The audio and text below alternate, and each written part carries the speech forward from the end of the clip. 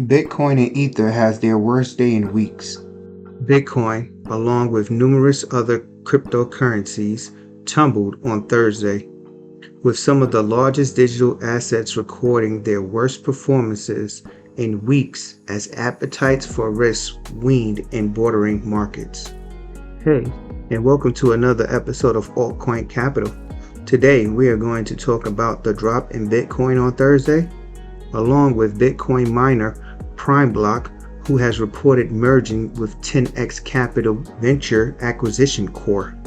We will also go over the update that came out about AIFC Hub looking to establish crypto exchanges in Kazakhstan. Make sure you leave a thumbs up and subscribe and hit that bell notification so you don't miss out on any upcoming videos. Now let's jump right into it. Bitcoin fell more than 4% over the last 24 hours, but it was still trading above the critical technical level at $45,000. Last Sunday, prices surpassed $45,000 for the first time and extending gains into this week by trading north of $48,000 at the time to establish positive year-to-date figures. Big digital asset plunge began late Thursday when it followed a shift in the global market sentiment away from risky sensitive assets such as cryptocurrency and equities. Bitcoin dropped more than 3% by the end of the day on Thursday, notching its biggest daily drop since March 10th. Even while Bitcoin recovers on Friday, some altcoins continue to fall. The Bitcoin surge has come to an end, and Thursday's risk-off session on Wall Street may keep the negative pressure on cryptocurrencies. Long-term Bitcoin bets are increasing, but it appears we will have to wait for a new catalyst to surpass last year's highs. Bitcoin's price began the year at $46,200 and has fell significantly from its high of $68,990, which occurred in early November. Many in the crypto sector are hoping that Bitcoin's price decline late this week will be short-lived. The decline aimed to see whether or not the prior resistance line, in this case the $45,000, would hold. From a technical standpoint, Thursday's loss was textbook. It was a good opportunity to try out the old resistance area. The market doesn't have to be that negative, but the $45,000 mark would be a crucial support line to defend, and failing to surpass it on a daily and weekly basis will result in significant losses. On Thursday, Ether tumbled more than 3% to $3,290.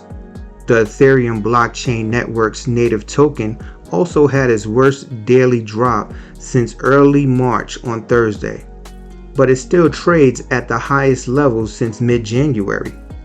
Luna slid 4% and CARDANO declined 6%, while SOLANA fell by 0.5%, and similar price movements among smaller cryptocurrencies or altcoins. Now let's talk about how April has been a bullish month in previous years. Now let's make some predictions about April.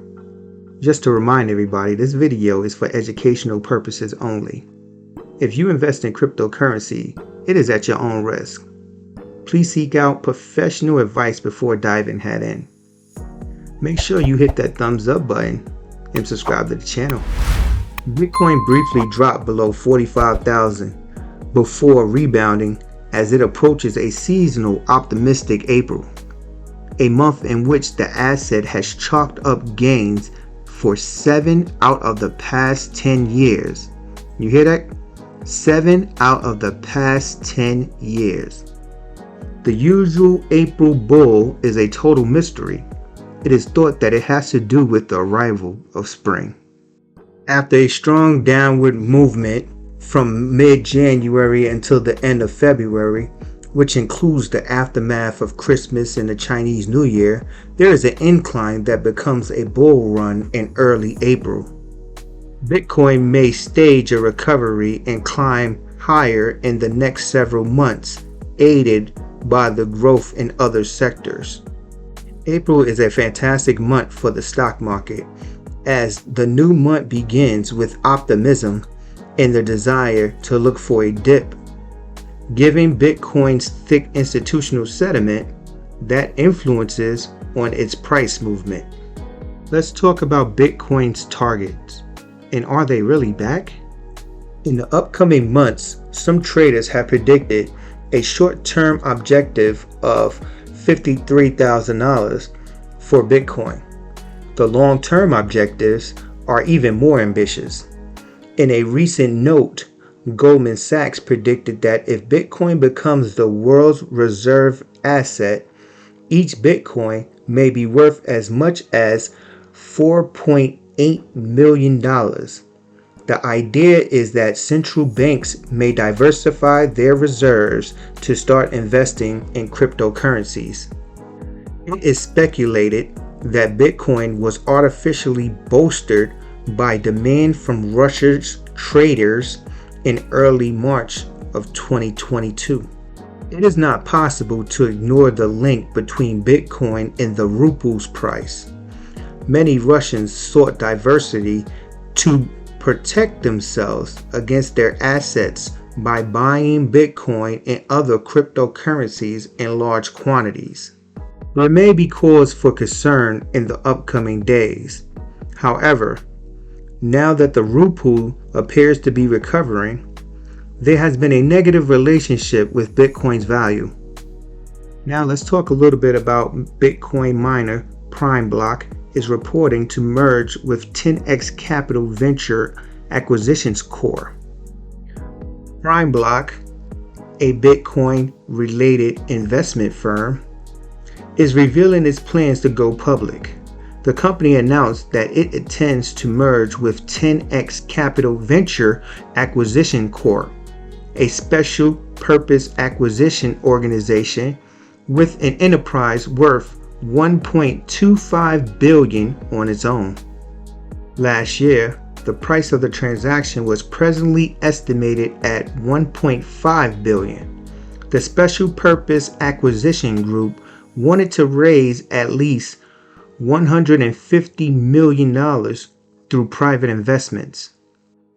PrimeBlock has over 110 megawatts of data center capacity throughout its 12 locations in North America and generates $24.4 million in revenue for the fourth quarter in 2021. PrimeBlock said it now obtains around 60% of its power from non-carbon based emission sources and will offset the rest. The power supply is only 2% over the global percentage of 58.5% suitable energy mix that miners use now. The acquisition is anticipated to be complete in the second half of 2022. And the result of this firm, it will trade on NASDAQ. Now let's talk about the AIFC, which stands for Asian International Financial Center, is trying to be the hub to establish crypto exchanges in Kazakhstan. The government of Kazakhstan is planning to establish an operation of cryptocurrency exchanges in the Asian International Financial Center. Asian Financial Corporation was established in 2018 to help develop Kazakhstan's non-banking financial sector and serve as a regional financial center. There are 1,046 firms registered with the organization. In the upcoming months, the AIFC will be home to cryptocurrency exchanges that operate in collaboration with local governments and banking agencies. Last year, as many miners relocated their business to Kazakhstan following the closures in China, it became a significant location for the crypto industry.